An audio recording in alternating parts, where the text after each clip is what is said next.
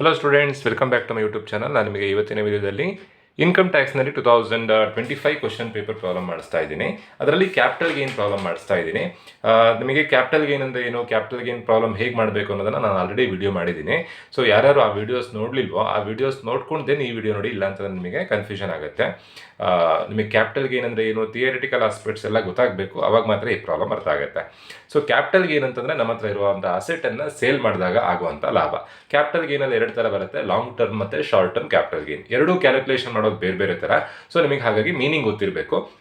ನಮ್ಮ ಹತ್ರ ಇರುವಂಥ ಅಸೆಟನ್ನು ನಮ್ಮ ಹತ್ರ 3 ವರ್ಷಕ್ಕಿಂತ ಜಾಸ್ತಿ ಟೈಮ್ ಇಟ್ಕೊಂಡು ಆ ಅಸೆಟನ್ನು ಮಾರ್ತಾ ಇದ್ರೆ ಅದಕ್ಕೆ ಲಾಂಗ್ ಟರ್ಮ್ ಕ್ಯಾಪಿಟಲ್ ಅಸೆಟ್ ಅಂತ ಅಂತೀವಿ. ಅವಾಗ ಆಗುವಂಥ ಲಾಭ ಲಾಂಗ್ ಟರ್ಮ್ ಕ್ಯಾಪಿಟಲ್ ಗೇನ್ ಅಂತ ಅಂತೀವಿ.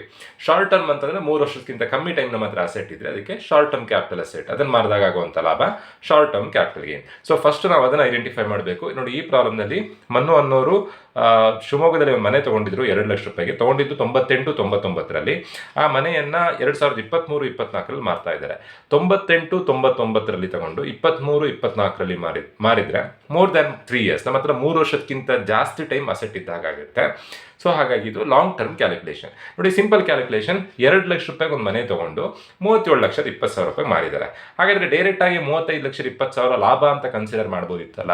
ಯಾಕೆ ಹಾಗೆ ಕನ್ಸಿಡರ್ ಮಾಡಲ್ಲ?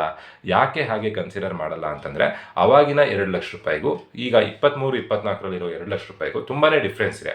ಸೊ ಅವಾಗಿನ 2 ಲಕ್ಷ ರೂಪಾಯಿ ಈಗ ಎಷ್ಟು ರೂಪಾಯಿ ವರ್ತ್ ಅನ್ನೋದನ್ನು ನಾವು ಫೈಂಡ್ ಔಟ್ ಮಾಡಬೇಕು. ಸೊ ಹಾಗಾಗಿ ಈ ಥರ ಎಲ್ಲ ಫಾರ್ಮೇಟ್. ಫಸ್ಟು ಸೇಲ್ಸ್ ಕನ್ಸಿಡರೇಷನ್ ಬರೀಬೇಕು. ಮನ್ನು ಅನ್ನೋರು ಆ ಮನೆಯನ್ನು ಮಾರಿದ್ದು 37,20,000 ರೂಪಾಯಿಗೆ. ಫಸ್ಟು ಸೇಲ್ಸ್ ಕನ್ಸಿಡರೇಷನ್ ಬರೀಬೇಕು, 37,20,000.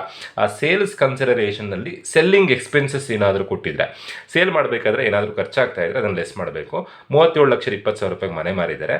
ಮನೆ ಮಾರಬೇಕಾದ್ರೆ 2% ಬ್ರೋಕರಿಗೆ ಕೊಡ್ತಾ ಇದ್ದಾರೆ. ಸೊ ಹಾಗಾದರೆ ಖರ್ಚಾಗಿರೋದು ಎಷ್ಟು? 37,20,000 ಇಂಟು 2%. ನೋಡಿ, ಪರ್ಸೆಂಟೇಜ್ ಕೊಟ್ಟಾಗ ತುಂಬ ಜನ ಈಗಲೂ ಔಟ್ಡೇಟೆಡ್ ಆಗಿ 2/100 ಆ ಥರ ಎಲ್ಲ ಮಾಡ್ತೀರಾ. ಕ್ಯಾಲ್ಕುಲೇಟ್ರಲ್ಲಿ ನಿಮಗೆ ಕ್ಯಾಲ್ಕುಲೇಟ್ ಮಾಡಲಿಕ್ಕೆ ಗೊತ್ತಿರಬೇಕು. 37,20,000 ಇಂಟು 2 ಹೊಡೆದು ಪರ್ಸೆಂಟೇಜ್ ಸಿಂಬಲ್ ಹೊಡೆದು ಡೈರೆಕ್ಟಾಗಿ ಆನ್ಸರ್ ಬರುತ್ತೆ. 37,20,000 ಇಂಟು 2% ಮಾಡಿದಾಗ 74,400. 2/100 ಮಾಡಿದ್ರು ಅದೇ ಆನ್ಸರೇ ಬರುತ್ತೆ. ಬಟ್ ಆದಷ್ಟು ಶಾರ್ಟಾಗಿ ಮಾಡಲಿಕ್ಕೆ ನಿಮಗೆ ಗೊತ್ತಿರಬೇಕು. 37,20,000ಗೆ ನಿಮ್ಮ ಮನೆಯನ್ನು ಮಾರಿದ್ದೀರಾ. ಬ್ರೋಕರಿಗೆ 74,400 ರೂಪಾಯಿ ಕೊಡ್ತಾ ಇದ್ದೀರಾ. ಹಾಗಾದರೆ ನಿಮಗೆ ಉಳಿಯೋದು ಎಷ್ಟು? 36,45,600 ರೂಪಾಯಿ ನಿಮಗೆ ಉಳಿಯುತ್ತೆ. Then less indexed cost of acquisition. Indexed cost of acquisition ಅಂತಂದರೆ ಆ ಮನೆಯನ್ನು ನೀವು ತೊಗೊಂಡಿದ್ದು ಎಷ್ಟು ರೂಪಾಯಿಗೆ, ಅದ್ರ ವ್ಯಾಲ್ಯೂ ಈಗ ಎಷ್ಟು, ಅದನ್ನು ಫೈಂಡ್ ಔಟ್ ಮಾಡಬೇಕು. ಡೈರೆಕ್ಟಾಗಿ ಫೈಂಡ್ ಔಟ್ ಮಾಡಲಿಕ್ಕಾಗಲ್ಲ. ಫಾರ್ಮುಲಾ ಇದೆ, ಆ ಫಾರ್ಮುಲಾ ಪ್ರಕಾರ ಕ್ಯಾಲ್ಕುಲೇಷನ್ ಮಾಡಬೇಕು. ಇಂಡೆಕ್ಸ್ಡ್ ಕಾಸ್ಟ್ ಆಫ್ ಅಕ್ವಿಸಿಷನ್ ಎಷ್ಟು ಫಾರ್ಮುಲಾ ಇದೆ ಅಂತಂದರೆ 2 ಫಾರ್ಮುಲಾ ಇದೆ. ಒಂದು first formula indexed cost of ಅಕ್ವಿಸಿಷನ್ಗೆ ಈ formula, cost of acquisition or fair market value into current year index divided by base year index. Second ಒಂದು ಫಾರ್ಮುಲಾ ಈ formula, cost of acquisition into current year index divided by index of acquisition year. ಒಂದೊಂದು problem ಒಂದೊಂದು formula apply ಮಾಡಬೇಕು. 2001ಗಿಂತ early ಏನಾದರೂ house property purchase ಮಾಡ್ತಾ ಇದ್ರೆ ಅಥವಾ ಅಸೆಟನ್ನು ಪರ್ಚೇಸ್ ಮಾಡ್ತಾ ಇದ್ರೆ ಫಾರ್ಮುಲಾ ಎ ಅಪ್ಲೈ ಮಾಡಬೇಕು.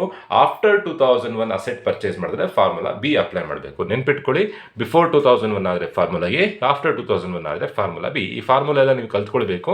ಸೊ ಈಗ ಅಸೆಟನ್ನು ತೊಗೊಂಡಿದ್ದು ಯಾವಾಗ ಅಂತಂದರೆ, ಅಸೆಟನ್ನು ಪರ್ಚೇಸ್ ಮಾಡಿದ್ದು ಶಿವಮೊಗ್ಗದಲ್ಲಿ ಮನೆ ತಗೊಂಡಿದ್ದು 1998-1999 ಅಂದರೆ ಬಿಫೋರ್ 2001 ತಗೊಳ್ತಾ ಇದ್ರೆ ಫಾರ್ಮುಲಾ ಎ ಏನು?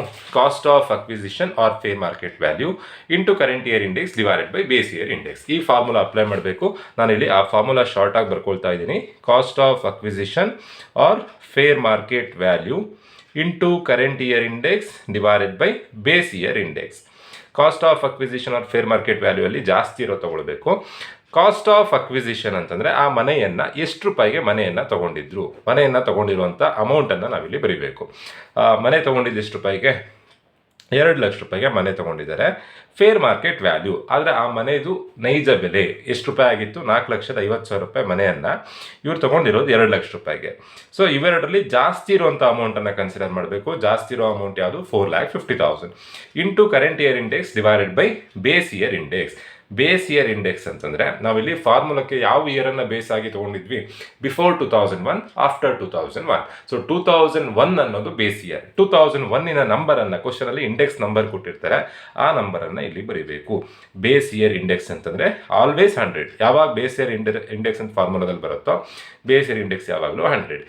ಮೇಲ್ಗಡೆ ಕರೆಂಟ್ ಇಯರ್ ಇಂಡೆಕ್ಸ್ ಬರ್ಕೊಳ್ಬೇಕು. ಕರೆಂಟ್ ಇಯರ್ ಇಂಡೆಕ್ಸ್ ಅಂತಂದರೆ ಯಾವ ವರ್ಷದಲ್ಲಿ ಸೇಲ್ ಮಾಡಿದಾರೋ ಆ ವರ್ಷದ ನಂಬರ್.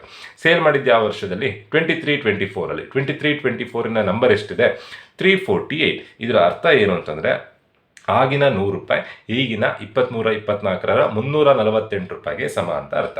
ಸೊ ಇವಿಷ್ಟನ್ನು ಸಿಂಪ್ಲಿಫೈ ಮಾಡಿದಾಗ 4,50,000 ನೋಡಿ, ಇವೆರಡು ಅಮೌಂಟಲ್ಲಿ ಹೈಯೆಸ್ಟ್ ಇರೋದನ್ನು ಕನ್ಸಿಡರ್ ಮಾಡಬೇಕು. ಹೈಯೆಸ್ಟ್ ಇರೋದು 4,50,000 ಇಂಟು 348 ಡಿವೈಡೆಡ್ ಬೈ 100. ಬರೋಂಥ answer 15,66,000 indexed cost of acquisition ಆಗುತ್ತೆ.